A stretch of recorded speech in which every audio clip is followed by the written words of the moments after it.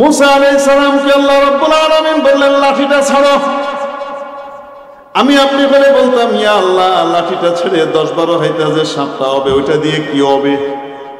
লক্ষ লক্ষ সাপের মোকাবেলা কেমনে হবে? কিন্তু মুসা আলাইহিস সালাম জানতেন লাঠির কোনো ক্ষমতা নাই, ক্ষমতা হলো লাঠির মালিক কার। লাঠির মধ্যে ক্ষমতা আসে কার ক্ষমতায়? অতএব আল্লাহ যা বলছেন সেটাই করতে হবে, বুঝে আসুক চাই না আসুক, যুক্তিতে ধরুক আর না ধরুক, আল্লাহ আল্লাহর রাসূল যা বলেছেন সেটাই মানার নাম ঈমান। যুক্তির উপরে চলার নাম ঈমান নয়, নবী রাসূলের কথার উপরে চলার নাম হলো ঈমান। আল্লাহ বলছেন লাঠিটা ছাড়ো। বলার সাথে সাথে মুসা আলাইহিস সালাম লাঠি ছাড়ছে। ছাড়ার পরে এটা এত বড় এক অজগর হয়েছে, ফাইদা ইয়াসতুবানুম মুবিন, এত বিশাল এক অজগর হয়েছে। মুসা আলাইহিস সালাম তো মানুষ, নবী হলে কি মানুষ না? মানুষ তো ওয়াল্লা মুদবিরুম ওয়া লাম ইউআক্কিব, উঠতে দিছে দৌড়। এই মুসা থাম। আর এই সাপ করছে কি? এটা মানবিক ভীতি। এই সাপ এরকম করে হাঁ করে একটা নিঃশ্বাস নিছে শুধু, ফাইদা হিয়া তালকাফু মা ইয়াফিকু, এরকম করে একটা টান মারছে, এই লক্ষ লক্ষ সাপ এক লোকমায় পেটে চলে গেছে। এক লোকমায় খেয়ে কি পেট ভরে? এই জন্য দ্বিতীয় এরকম করে মুখটা শুধু ঘুরাইছে। ঘুরানোর সাথে সাথে একটা কারবার হয়েছে, বলবো নাকি? সেই কারবারটা শোনার আগে আপনাকে একটা ঘটনা শোনাই। হযরত মাওলানা ওমর সাহেব পালনপুরি রহমতুল্লাহ আলাইহি নিজামুদ্দিনে ফজরের নামাজের পরে এই ঘটনা শুনাইছেন। আর উনি যেহেতু দারুল উলুম দেওবন্দে 1 নম্বর হয়েছিলেন, ফার্স্ট ক্লাস ফার্স্ট হয়েছিলেন, খুব জাদরের মুহাক্কিক আলেম ছিলেন, এই জন্য ওনার যে শোনানো ঘটনাটা তাফসীরটা এটা বুস্তানাদি হবে। ফেরাউন যে খোদাই দাবি করত, খোদাই দাবি করলে কি কেউ মেনে নিবে? অলৌকিক কিছু দেখাইতে হবে না? সে রিয়াজত মুজাহাদা করে একটা যোগ্যতা অর্জন করছিল। সে 40 দিনে একবার হাঁটত। কয় দিনে? আমাদের তো 1 দিন 2 দিন না গেলে অবস্থা খারাপ হয়ে যায়। সে 40 দিন পরে একবার করে হাঁটত। এটা সে দেখাইতো, আমি যে খোদা, দেখো প্রমাণ। এই ঘটনা শোনার সাথে সাথে আমার কাছে প্রথম যেটা মনে হয়েছে সেটা হলো, ইয়া আল্লাহ, কারো যদি 1 দিন 2 দিন 3 দিন না হয় আর সে বাতাস ছাড়ে, তাহলে ঘরে থাকা যায় না, সবাই বেগে বেরিয়ে যাওয়া লাগে। এই ফেরাউন না 39তম দিনে যেটা ছাড়ত দরবারে, হিডের অবস্থাটা কি? যাই হোক, কয়দিনে একবার হাঁটতো।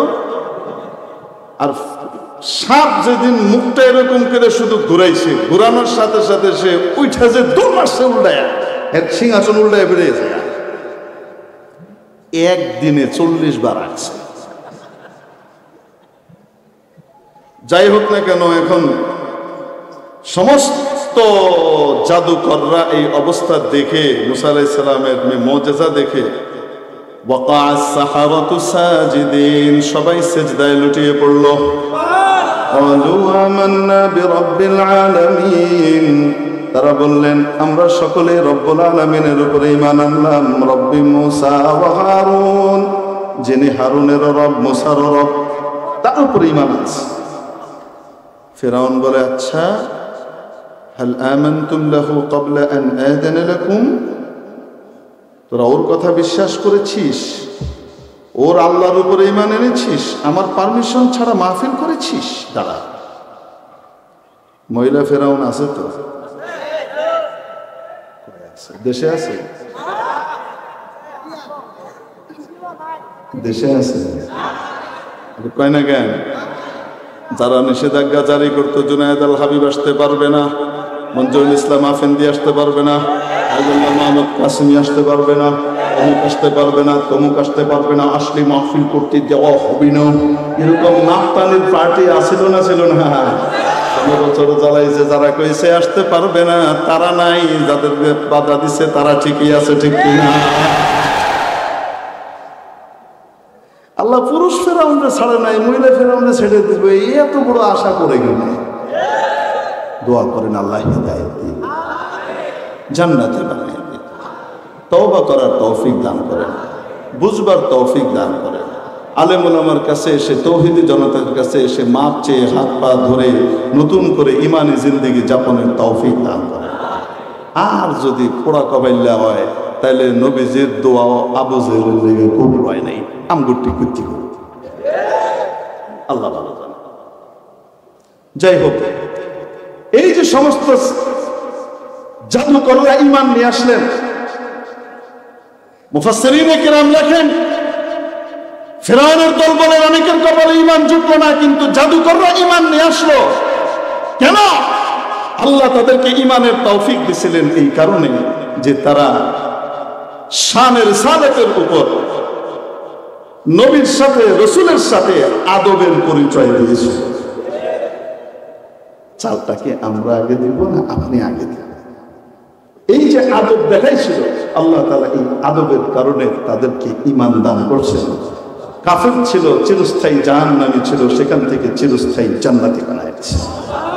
এজন্য ভয়াবহ রকমের গরম নবী ছিলেন হযরত মুসা আলাইহিস সালাম। এদের সবার ভিতরে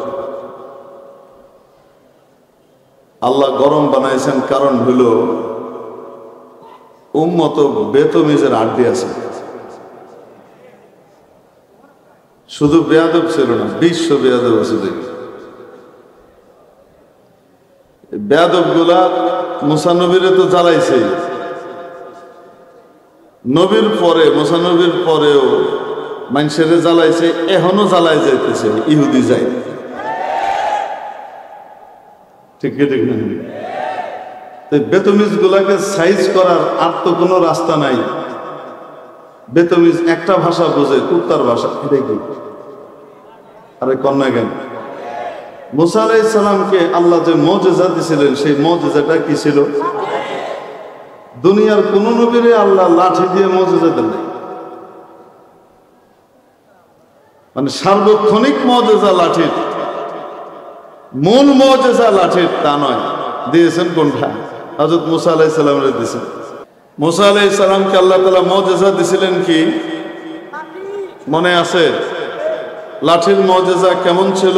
লাঠি ছাড়লে কি হয়ে যেত? সাপ। মুসা আলাইহিস সালামের একটা মুজিজা ছিল, সেটা কি? লাঠি ছাড়লে কি হয়ে যেত? ফিরআউনের কাছে যখন আসছেন দাওয়াত দিতে, ফিরআউন কয় কিছু আসেনি, তুমি যে নবী দাবি করো, প্রমাণ কি? তো লাঠি ছেড়ে দিছে, লাঠি ফস করে সাপ হয়ে গেছে। এরকম কিলবিল করে মুসা আলাইহিস সালামের পায়ের কাছে এরকম করে ঘুরে টুরে চুমা টুমা দিয়ে ফিরআউনের দিকে ফিরে ফুস, ফিরআউনকে খাইছে। কিন্তু ভালো জাদুকর হয়েছে। মুসা আলাইহিস সালাম সাপের মাথায় হাত রাখলেন, লাঠি, সাপ আবার কি হয়ে গেল? লাঠি হয়ে গেল। ফিরআউন কয় তোমার জাদুকরের ভেলকিবাজি আমি দেখাইতেছি, আমি আরো বড় বড় জাদুকর আনবো, তোমার জাদুগিরি শেষ করে দিবে। হযরত মুসা আলাইহিস সালাম বলেন ইন্নাহু লা ইউফলিহুস সাহিরুন। ওরে ফিরআউন, এটা জাদু না, এটা আল্লাহর দেওয়া মুজিজা, অলৌকিক জিনিস। জাদু কোনো সময় টিকে না, জাদুকররা কোনো সময় জিতে না। এখন বলে ফিরআউন করছে কি, গোটা পৃথিবী থেকে ৮০,০০০ জাদুকর লয়েছে। কত হাজার? মাত্র ৮০,০০০। কত? আমাদের এই মজলিসে কয় হাজার আছে? এবার বুঝেন আপনি কি পরিমাণ জাদুকর আনছে। এটার পাশে আবার মানুষ বসে যেন দেখতে পারে জাদু, এটার জন্য স্পেশাল স্টেডিয়ামও বানানো হয়েছে। ফিরআউন সাহেব বসে দেখবেন, এটার জন্য আবার বিশাল স্পেশাল মঞ্চও বানানো হয়েছে, ৪-৫ তলা উঁচু মঞ্চ। ওইটার উপরে ফিরআউনের সিংহাসন আর তার চেলাবেলারা। জাদুকররা জিজ্ঞেস করলেন, আচ্ছা যদি আমরা জিতি ফিরআউন মহোদয়, তাহলে আপনি আমাদেরকে কি দিবেন? ফিরআউন কয় জিতলে তোমরা আমার হয়ে যাবা, একেবারে কাছে, যা কইবা তাই। তারা খুব খুশি। এখন যখন জাদুকররা জাদু মারার জন্য খাড়াইছে, তারা দেখে আমরা হইলাম ৮০,০০০, রাষ্ট্র শক্তিও আমাদের পাশে, আর ওদের আছে মাত্র কয়জন? মুসা এবং হারুন, এই মাত্র ২ জন। এখন বুকে সাহস তো আছে আমাদের মোকাবেলা করার লেগে আইছে। ভাগ্য যাওয়ার কথা রাত্রে তা তো যায় না, মনে মনে চিন্তা করতেছে হইতেও তো পারে এরা রসুল। যদি আল্লাহর নবী হয় আর আল্লাহর রসুল হয় তাহলে তাদের সাথে যথাযথ আদব প্রদর্শন করা দরকার।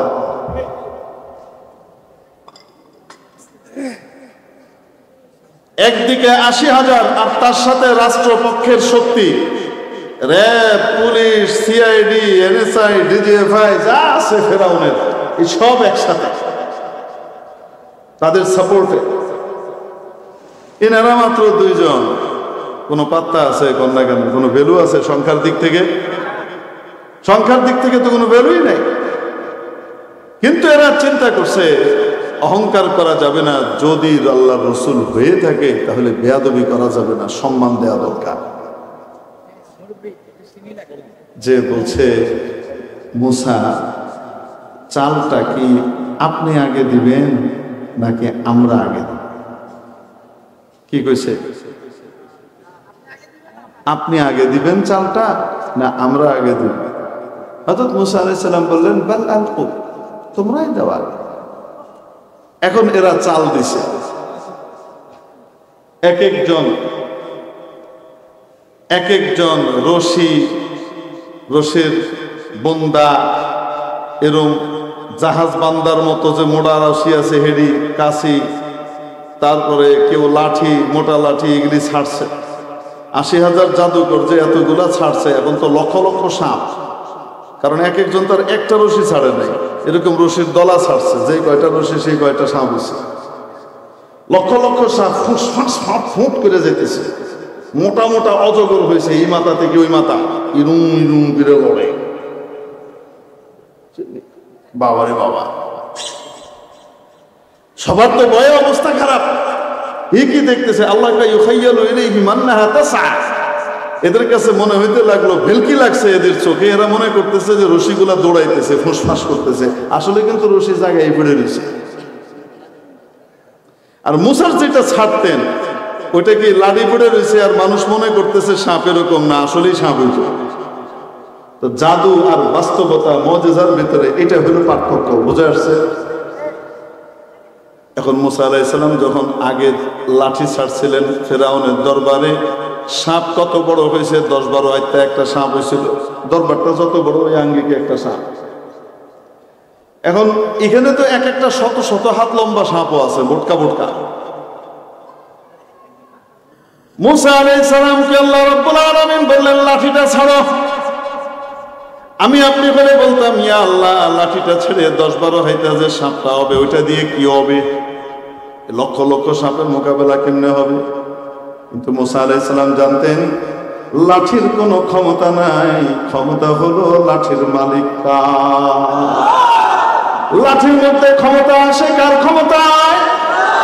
অতএব আল্লাহ যা বলছেন সেটাই করতে হবে, বুঝে আসুক চাই না আসুক, যুক্তিতে ধরুক আর না ধরুক, আল্লাহ আল্লাহর রাসূল যা বলেছেন সেটাই মানার নাম ঈমান। যুক্তির উপরে চলার নাম ঈমান নয়, নবী রাসূলের কথার উপরে চলার নাম হলো ঈমান। আল্লাহ বলছেন লাঠিটা ছাড়ো, বলার সাথে সাথে মুসা আলাইহিস সালাম লাঠি ছাড়ছে। ছাড়ার পরে এটা এত বড় এক অজগর হয়েছে, ফাইদা ইয়াসতুবানু মুবিন, এত বিশাল এক অজগর হয়েছে। মুসা আলাইহিস সালাম তো মানুষ, নবী হলে কি মানুষ না? মানুষ তো ওয়াল্লা মুদবিরুম ওয়ালাম ইউআক্কিব, উঠতে দিছে দৌড়। এই মুসা থাম। আর এই সাপ করছে কি? এটা মানবিক ভীতি। এই সাপ এরকম করে হাঁ করে একটা নিঃশ্বাস নিছে শুধু, ফাইদা হিয়া তালকাফু মা ইয়াফিকু, এরকম করে একটা টান মারছে, এই লক্ষ লক্ষ সাপ এক লোকমায় পেটে চলে গেছে। এক লোকমায় খেয়ে কি পেট ভরে? এই জন্য দ্বিতীয় এরকম করে মুখটা শুধু ঘুরাইছে। ঘুরানোর সাথে সাথে একটা কারবার হয়েছে, বলবো নাকি? সেই কারবারটা শোনার আগে আপনাকে একটা ঘটনা শোনাই। হযরত মাওলানা ওমর সাহ পালনপুরি রহমতুল্লাহ আলাইহি নিজামুদ্দিনে ফজরের নামাজের পরে এই ঘটনা শোনাইছেন। আর উনি যেহেতু দারুল উলুম দেওবন্দে 1 নম্বর হয়েছিলেন, ফার্স্ট ক্লাস ফার্স্ট হয়েছিলেন, খুব জাদরের মুহাক্কিক আলেম ছিলেন। এই জন্য ওনার যে শোনানো ঘটনাটা তফসিরটা এটা বুস্তানাদি হবে। ফেরাউন যে খোদাই দাবি করত, খোদাই দাবি করলে কি কেউ মেনে নিবে? অলৌকিক কিছু দেখাইতে হবে না? সে রিয়াজত মুজাহাদা করে একটা যোগ্যতা অর্জন করছিল। সে 40 দিনে একবার হাঁটত। কয় দিনে? আমাদের তো 1 দিন 2 দিন না গেলে অবস্থা খারাপ হয়ে যায়। সে 40 দিন পরে একবার করে হাঁটত। এটা সে দেখাইতো, আমি যে খোদা, দেখো ক্ষমা। এই ঘটনা শোনার সাথে সাথে আমার কাছে প্রথম যেটা মনে হয়েছে সেটা হলো, ইয়া আল্লাহ, কারো যদি 1 দিন 2 দিন 3 দিন না হয় আর সে বাতাস ছাড়ে, তাহলে গড়ে থাকা যায় না, সবাই বেগে বেরিয়ে যাওয়া লাগে। এই ফেরাউন না 39তম দিনে যেটা ছাড়ত দরবারে, হেডের অবস্থাটা কি?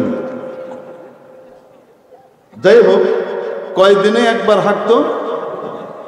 আর সাপ যেদিন মুখটা এরকম করে শুধু ঘুরাইছে, ঘুরানোর সাথে সাথে সে উঠা যে দৌড় মারছে উল্টায়, এর সিংহাসন উল্টায় বেরিয়ে যায়। 1 দিনে 40 বার আসছে। যাই হোক না কেন, এখন সমস্ত জাদুকররা এই অবস্থা দেখে, মুসা আলাইহিস সালামের মুজিজা দেখে, ওয়াকা আস-সাহারাতু সাজিদিন, সবাই সিজদায় লুটিয়ে পড়ল। ক্বালু আমান্না বিরাব্বিল আলামিন, তারা বললেন আমরা সকলে রব্বুল আলামিনের উপরে ঈমান আনলাম। রব্বি মুসা ওয়া হারুন, যিনি হারুনের রব, মুসার রব, তার উপরে ঈমান আছে। ফিরআউন বলে, আচ্ছা, হাল আমানতুম লাহু ক্বাবলা আন আযানা লাকুম, তোরা ওর কথা বিশ্বাস করেছিস, ওর আল্লাহর উপরে ঈমান এনেছিস, আমার পারমিশন ছাড়া মাহফিল করেছিস? দাঁড়া, মহিলা ফেরাউন আছে তো? দেশে আছে? দেশে আছে? কয় না কেন? যারা নিষেধাজ্ঞা জারি করতো, জুনায়েদ আল হাবিব আসতে পারবে না, মঞ্জুরুল ইসলাম আফেন্দি আসতে পারবে না, মোহাম্মদ কাসিমি আসতে পারবে না, অমুক আসতে পারবে না, তমুক আসতে পারবে না, আসলে মাহফিল করতে দেওয়া হবে না, এরকম নাফতানির পার্টি আসিল না? ছিল না? 15 বছর জ্বালাইছে, যারা কইছে আসতে পারবে না তারা নাই, যাদেরকে বাধা দিছে তারা ঠিকই আছে, ঠিক কিনা? আল্লাহ পুরুষ ফেরাউনরে ছাড়ে নাই, মহিলা ফেরাউনরে ছেড়ে দিবে, এত বড় আশা করে গেল। দোয়া করেন আল্লাহ হিদায়াত দিন, জান্নাতে বানিয়ে দিন, তওবা করার তৌফিক দান করেন, বুঝবার তৌফিক দান করেন। আলেম ওলামার কাছে এসে, তৌহিদি জনতার কাছে এসে মাপ চেয়ে হাত পা ধরে নতুন করে ইমানি জিন্দেগি যাপনের তৌফিক দান করেন। আর যদি পোড়া কবাইল্লা হয়, তাহলে নবীজির দোয়াও আবু জেহেলের জায়গায় কবুল হয় নাই, আমগুটি কুচি। আল্লাহ ভালো জানে। যাই হোক, এই যে সমস্ত জাদুকররা ঈমান নিয়ে আসলেন, মুফাসসিরিনে কিরাম লেখেন, ফিরআউনের দল বলে অনেকের কপালে ঈমান জুটলো না, কিন্তু জাদুকররা ঈমান নিয়ে আসলো। কেন? আল্লাহ তাদেরকে ঈমানের তৌফিক দিয়েছিলেন এই কারণে যে তারা শানের রিসালাতের উপর নবীর সাথে, রাসূলের সাথে আদবের পরিচয় দিয়েছিল। চালটাকে আমরা আগে দিব না আপনি আগে দিব?